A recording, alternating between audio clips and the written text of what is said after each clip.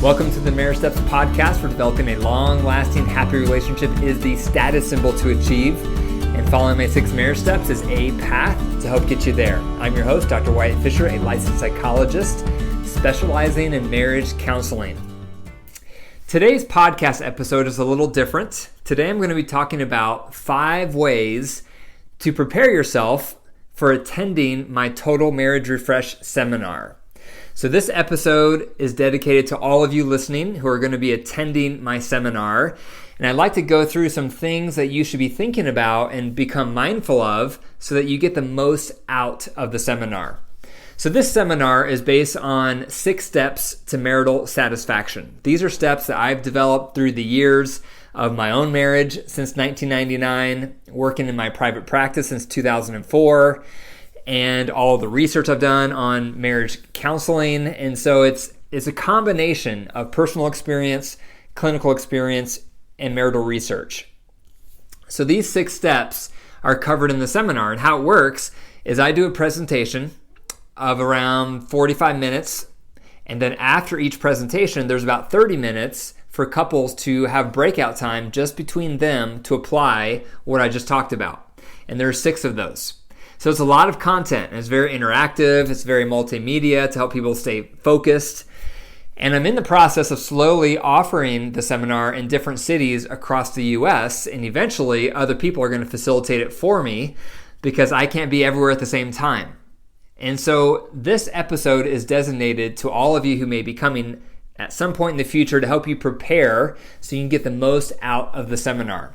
So the first thing to consider when you're going to be attending the seminar is be focused. The seminar, like I mentioned, is 6 steps, and so it's going to require you to give your undivided attention. So when you're at the seminar, make sure you're not checking your phone during the presentation. Make sure you're not distracted, daydreaming about something else. Make sure you're not checking the sports. Make sure you're not watching a YouTube video. Make sure you give it your best attention, your best focus, because we don't remember things unless we're paying attention in the first place. So that's step number 1. Make sure you're giving it your undivided attention so you can get the most out of it. The second thing to consider to get the most out of the seminar is be humble. And now a lot of you come into the seminar, your mind is probably filled with all the things your partner has done this wrong, and all the ways they've hurt you, and all the ways you're frustrated in your relationship. That's probably a lot of you coming to the seminar. But instead, I'm going to ask you to focus on what you've done wrong and what your part is and the things that you can own. That's what I mean by being humble. Being humble is all about looking at your side of the street, your side of the equation. What can you really own? How have you made things worse in your relationship? How have you contributed to the cycles in your marriage? Maybe it's only 5%, maybe it's 30%, or maybe it's 90% you can own. But start thinking now about all the ways you've contributed to the issues in your relationship. You'll get more out of the conference that way because you'll be more receptive because you're willing to look at yourself, not just your partner. A third thing to consider to get the most out of the conference is be mindful about being empathetic. Empathy is a challenging concept, and a lot of us struggle. Well, how do we be empathetic? What is empathy? Empathy is putting yourself in your partner's shoes and trying to see the situation from their perspective. We're not naturally good at this. It goes against our selfish nature. Most of us get consumed with ourselves and what's hard for me and what I want and what I need and what I'm frustrated about. But empathy requires selflessness. That's why it's not natural. It requires me kicking off my shoes and going over and putting on your shoes and trying to see the situation from your vantage point. How would this make you feel? How would this make you think? How would this impact your life? That's empathy, when you can really try to see something from your partner's perspective. And when you're thinking about empathy, you have to be mindful of all the things that make up your partner. So what did they go through growing up? Their highs, their lows, their emotional wounds, their values, and their childhood. What about now as an adult? What's your partner's top values? What are their top insecurities? What are their top marital needs?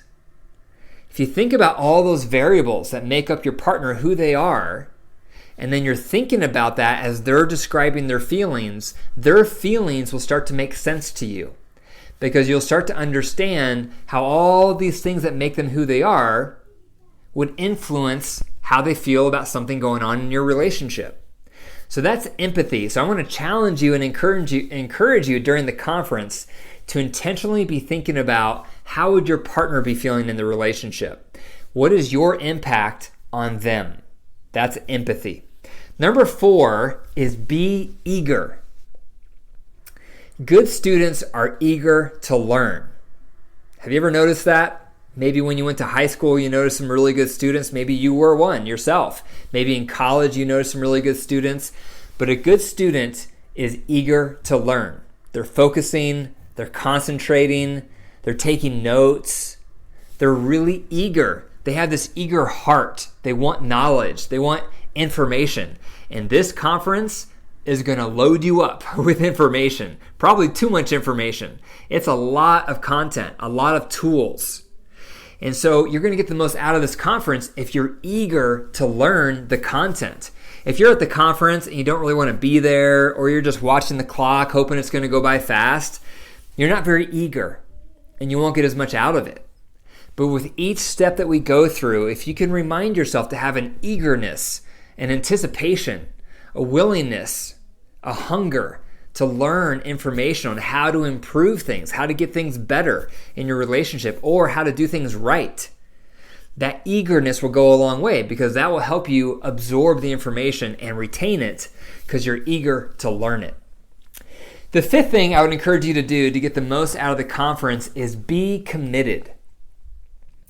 Be committed to practicing what you learn in the conference. If you go through the conference and you learn all these tools, all these steps, and you're really jazzed up and you're like, wow, this is going to be so helpful, and then you leave the conference and you don't practice any of it, guess what? In a month or 2, it's going to fade. It's going to get fuzzy, and it's not going to be retained.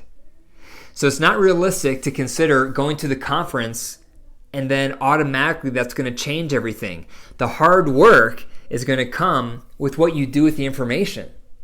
So after the conference, the day after the conference, several weeks after the conference, several months after the conference, continue to review the content, continue to review the information, continue to rehearse it, continue to practice the tools, continue to discuss it with your partner. Be committed to internalizing the information, because then the information that is covered in the conference becomes part of you, because you've really meditated on it and you've rehearsed it and you've internalized it, you've memorized it and you've practiced it. Now it's your new normal, and that's not going to happen by accident. So make sure you're committed. Commit to internalizing the information, because if you do, it will transform your relationship. So those are 5 tips to get the most out of the Total Marriage Refresh Conference. Number 1, be focused. Number 2, be humble. Look at your part. Number 3, be empathetic. Look at how your partner is feeling and why. Number 4, be eager to learn. And number 5, be committed to internalizing the information until it becomes your new normal. If you haven't already attended the Total Marriage Refresh Seminar, I highly encourage it. It's a wonderful way to refresh your relationship. And for all of you who are signed up, I look forward to seeing you soon. Thank you for listening to the Marriage Steps podcast. If you enjoyed the episode, be sure to click subscribe so you can listen to more episodes in the future, and click the 5 stars. For more marriage resources, be sure to go to my website, drwyattfisher.com. And remember, your marriage is alive. So if you nurture it, it will grow. But if you deprive it, it will die. The choice is up to you. Take care.